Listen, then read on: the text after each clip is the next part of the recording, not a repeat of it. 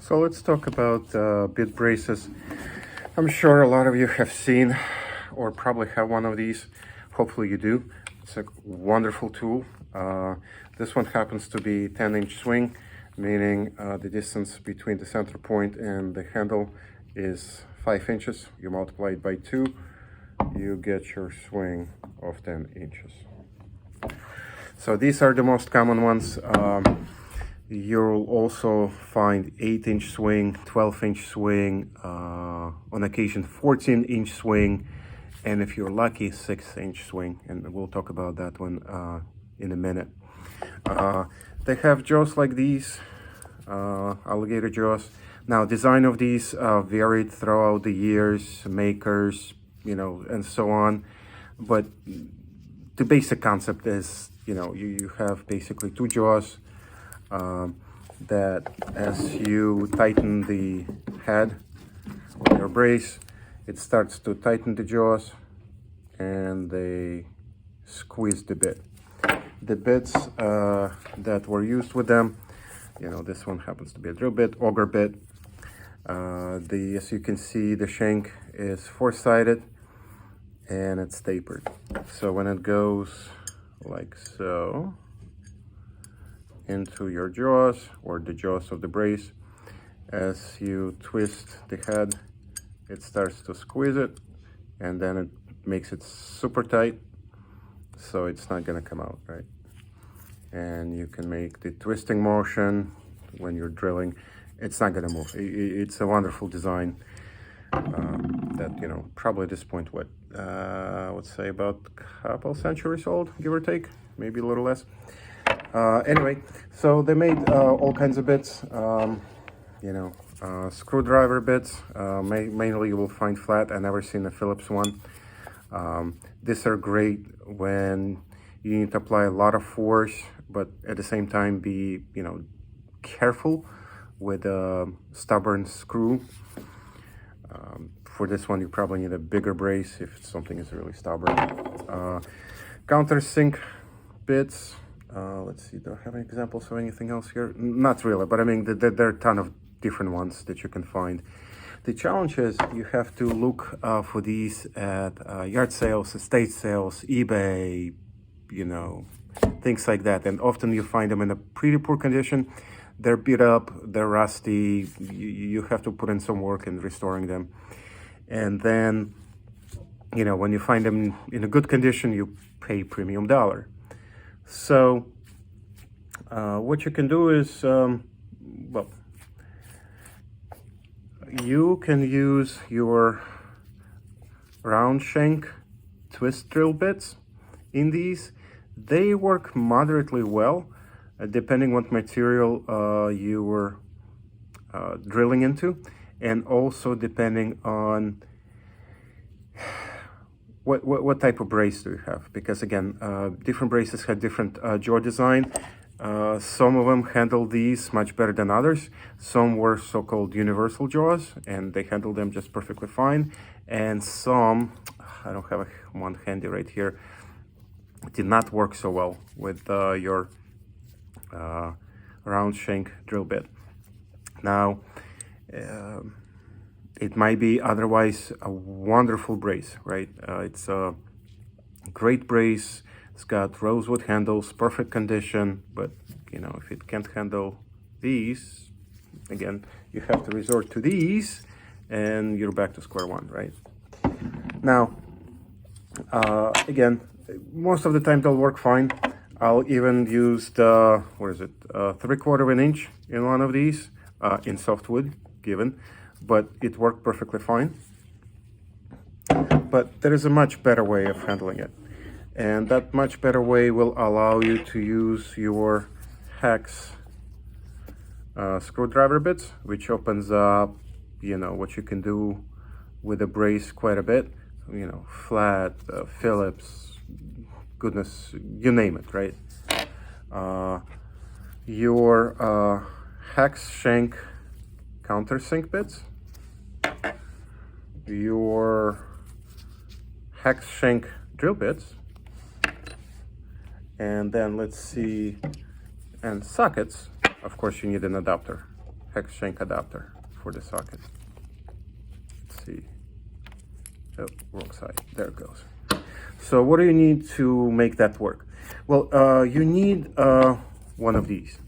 And the two that I found in the market are, let's see, one is from, let's see, Tay Tools. And this is one of them, Tay Tools, as in Taytools. Now, I think I bought this one off Amazon. There is only one type on Amazon that I was able to find, even though on the package it says they make, what is it, 1, 2, 3, 4 or 5 different types. Unfortunately, the one they sell on Amazon is, I wouldn't say it's the best design, basically, because what happens is it's pretty deep socket in there. So if I drop a screwdriver bit in there, and let me just unscrew this screw on the side, see how deep it goes? It's pretty much useless.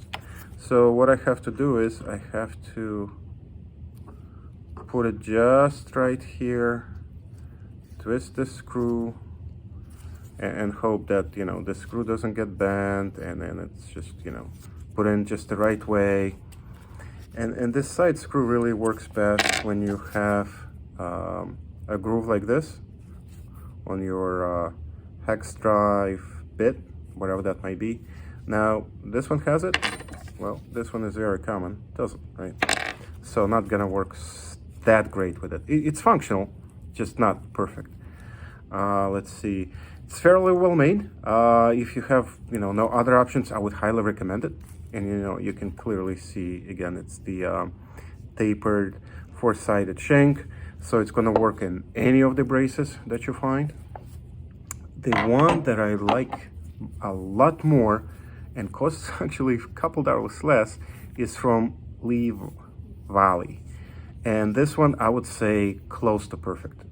The only thing that would make it more perfect would be if it was made out of stainless steel, but I bet the price would go up quite a bit if you make it out of stainless steel versus whatever this is, carbon steel probably. Now, it's really well made. I can see it's very precise. The shank is really nice. The wall, the socket wall is pretty thin as compared to, say, this one. I mean, does it make a difference? Not really, right? I mean, it's more cosmetic, unless you need to get in a tight spot. But, you know, it just looks nicer, frankly. And who doesn't like nice looking tools? So this one also has a magnet inside of the socket. So I can put my screwdriver bit in, and it's just perfect depth, right?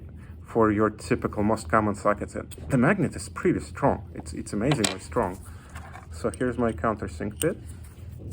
Excellent. Here's my hex screwdriver bit. Here's my socket.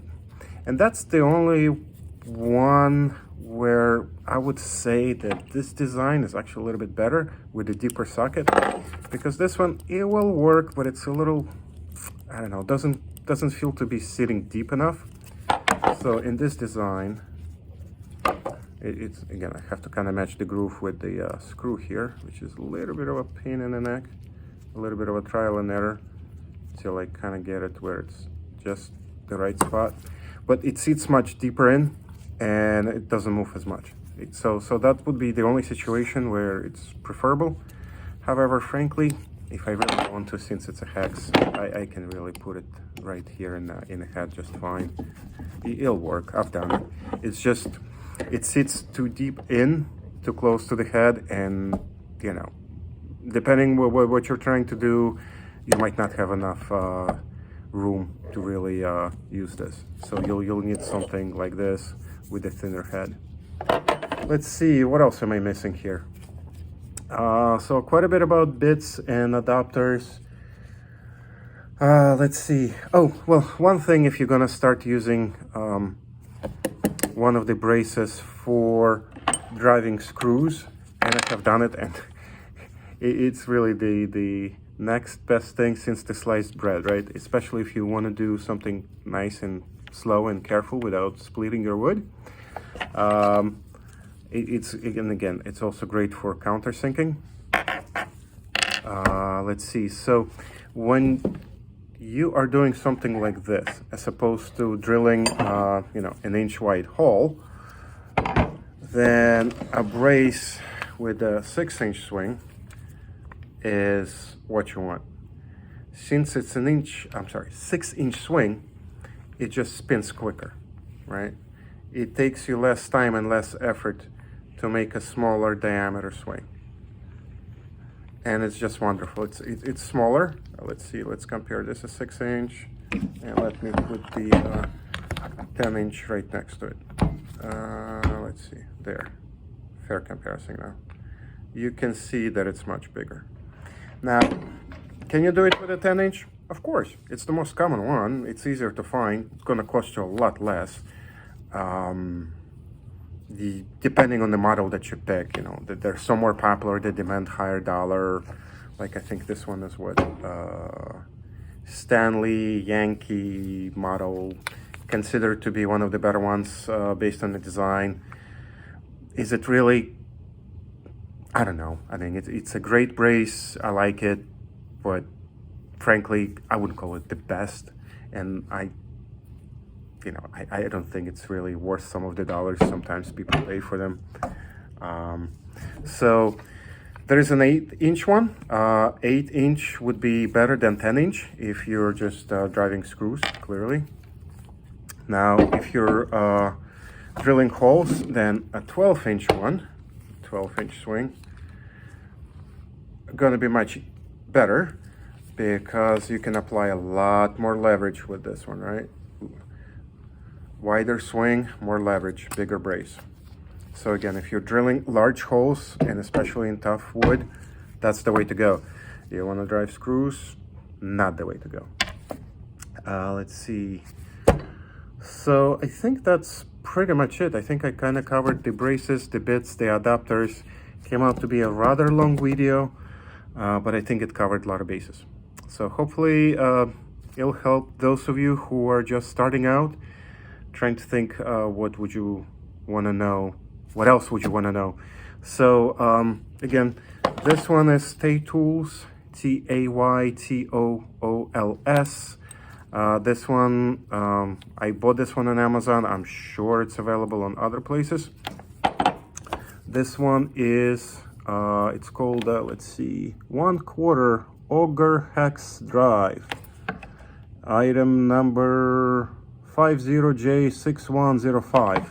And it's available on leevalley.com, LEEVALLEY. And this one, I truly like this one. I think if you have to choose between these two, go for this one.